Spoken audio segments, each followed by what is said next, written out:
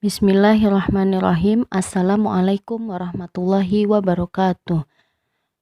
Hari ini kita akan belajar tematik, tema 1, subtema 3, pembelajaran 3. Nah, kemarin-kemarin kita sudah mengetahui nih tentang salah satu rumah adat, pakaian adat, dan alat musik tradisional yang ada di Indonesia. Nah, Indonesia itu kan sangat kaya nih akan budaya. Bukan cuma kaya akan budaya, tapi Indonesia juga kaya akan makanan tradisional. Nah, sekarang kita akan membahas nih tentang makanan-makanan tradisional yang ada di Indonesia. Salah satunya adalah kita buka bukunya halaman 95. Di situ ada teks bacaan yang berjudul Dodol Betawi, makanan tradisional nan legit. Nah, siapa nih yang suka dodol? Nah, dodol ini salah satunya dari Betawi. Nah,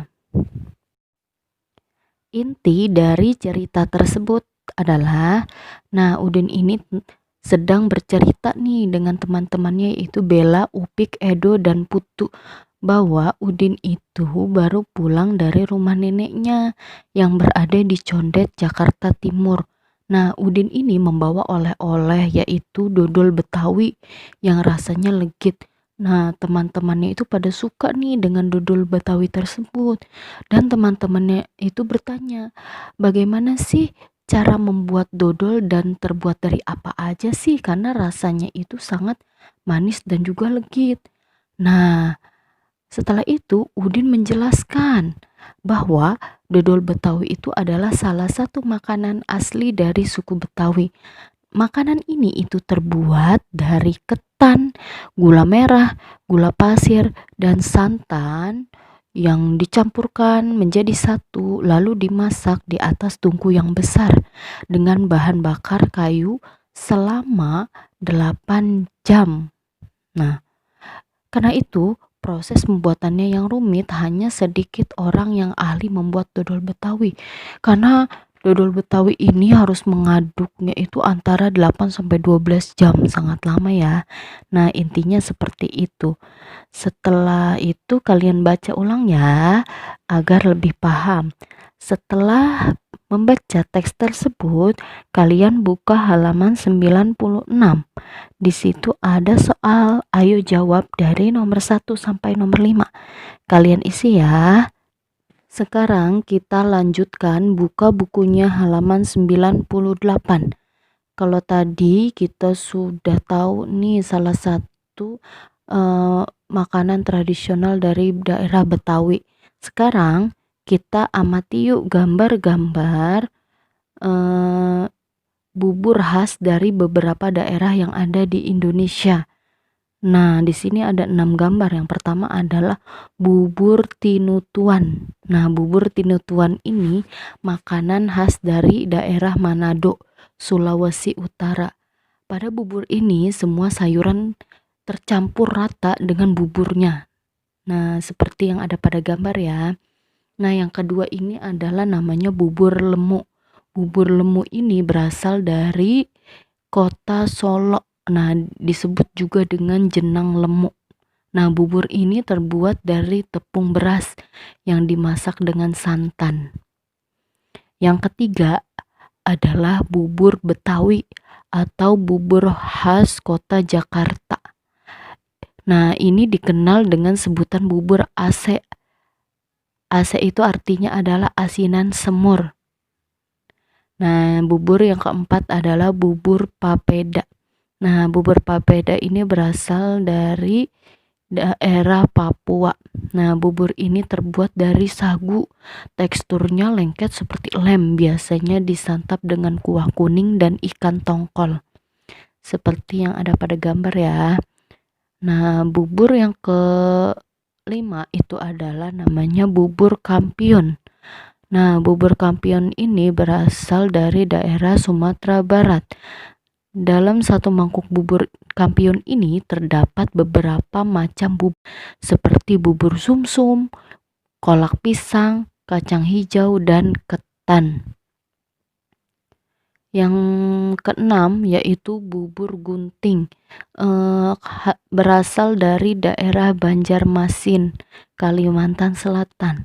Rasanya itu mirip dengan bubur sumsum. Adonannya dibuat dengan cara digunting atau dipotong-potong. Nah, seperti pada gambar ya. Setelah mengamati contoh-contoh bubur khas yang ada di Indonesia, nah bukan hanya itu nih, Indonesia juga memiliki kue-kue tradisional. Nah, yang biasanya itu disebut dengan jajanan pasar. Nah, kue khas Indonesia yang populer antara lain adalah bakpia, klepon, getuk, bika Ambon, lupis, lemang, onde-onde, dan lain-lain. Masih banyak lagi ya. Nah, sekarang kalian buka bukunya halaman 99. Ayo jawab. Di situ ada 5 soal, kalian isi ya. Setelah kalian isi, nah tadi sudah mengetahui nih bubur khas dan juga kue-kue tradisional. Nah, bukan cuma itu juga. Indonesia itu memiliki makanan tradisional yang berupa nasi. Ada yang tahu? Nah, kalian simak ya. Yang pertama adalah nasi gandul. Nasi gandul ini makanan khas dari daerah Pati, Jawa Tengah. Lauk yang disajikan bersama nasi gandul adalah tempe, lidah sapi, usus sapi, perkedel, dan lain-lain. Yang kedua adalah nasi grombyang, berasal dari Pemalang, Jawa Tengah. Nasi ini disajikan dengan kuah yang penuh ditambah dengan suwiran daging di atasnya dan lauk tempe, tahu, telur, dan lain-lain.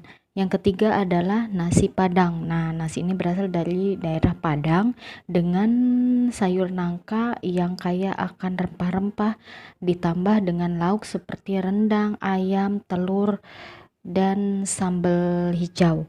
Yang keempat adalah nasi megono. Nasi megono ini berasal dari Pekalongan. Megono itu adalah nangka muda yang dicampur dengan parutan kelapa ditambah ikan teri dan lauk lainnya. Yang kelima adalah nasi jamblang. Nasi jamblang ini berasal dari daerah Cirebon. Nasi ini dibungkus dengan daun jati dan ditambah dengan lauk-lauk seperti semur tahu, sate usus, tempe, ayam, dan lain-lain. Setelah kalian menyimak, kalian isi nih halaman 99. Ayo mencari tahu. Tulis nama makanan tradisional yang terbuat dari nasi, asal daerah dan bahannya ya. Oke, kita lanjut ke halaman 100. Nah, kalau kemarin-kemarin kita sudah mengetahui salah satu tradisi yang ada di Indonesia, ada yang masih ingat?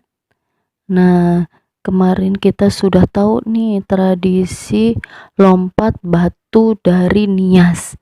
Sekarang kita akan membahas nih tradisi-tradisi yang ada di daerah Jawa, Bali, dan juga Dayak. Kalian tahu nggak sih tradisi itu apa? Nah, tradisi itu merupakan peninggalan leluhur yang sampai sekarang itu masih dilakukan. Suatu tradisi itu ada di masyarakat sangat erat hubungannya dengan suatu kepercayaan yang mereka anut. Tergantung dari daerah masing-masing ya. Nah, sekarang ini ada beberapa contoh tradisi atau kebiasaan yang masih melekat pada masyarakat Indonesia. Yang pertama adalah pada masyarakat Jawa. Nah, di Jawa itu yang pertama mereka masih melakukan upacara ngeruat.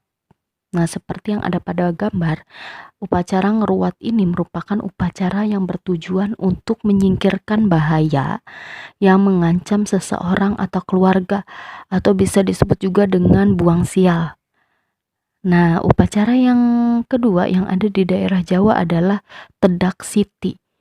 Seperti yang ada pada gambar, Tedak Siti ini merupakan upacara menurunkan bayi ke tanah agar bayinya itu menjadi sehat dan kuat, tidak terkena tenaga goib yang tersimpan dalam bumi.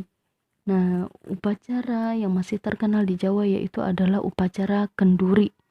Upacara ini untuk memperingati meninggalnya seseorang, yaitu pada hari ketiga, ke-7, 40, ke-100, ke-30, 365 dan ke 1000 hari. Yang keempat adalah tradisi yang ada di Jawa, yaitu upacara menolak hujan oleh pawang hujan yang berhubungan dengan perayaan yang dilakukan seseorang. Misalnya seperti upacara pernikahan. Nah, agar tidak turun hujan, mereka melakukan upacara untuk menolak hujan. Yang kedua adalah tradisi yang berasal dari masyarakat Bali. Yang pertama contohnya adalah upacara pemotongan gigi yang seperti yang ada pada gambar. Nah, pemotongan gigi ini bertujuan untuk menunjukkan kedewasaan seseorang. Upacara yang kedua dari Bali adalah upacara ngaben. Upacara ngaben ini yaitu upacara pembakaran jenazah seperti yang ada pada gambar ya. Yang ketiga adalah tradisi pemakaman di desa Trunyan, yaitu jenazah tidak dikuburkan di dalam tanah dan tidak dibakar tetapi diletakkan di atas tanah seperti yang ada pada gambar. Nah, jadi jenazah tersebut diletakkan di atas tanah lalu ditutup dengan kayu-kayu di sampingnya. Nah, sekarang tradisi yang ada di masyarakat Dayak. Nah, tradisi di Dayak ini, jika ada seseorang yang meninggal dunia, maka jenazahnya itu dikuburkan. Setelah sekian lama dikuburkan, nah kuburannya itu dibongkar kembali dan diadakan upacara penguburan kedua. Itu tradisi di daerah Dayak. Nah, sekarang kalau sudah paham tentang tradisi-tradisi yang ada di daerah Jawa, Bali, dan Dayak, kalian buka halaman 101 dan isi ayo jawab dari nomor 1 sampai nomor 5 ya. Cukup sekian pembelajaran hari ini, kurang lebihnya mohon maaf. Wassalamualaikum warahmatullahi wabarakatuh.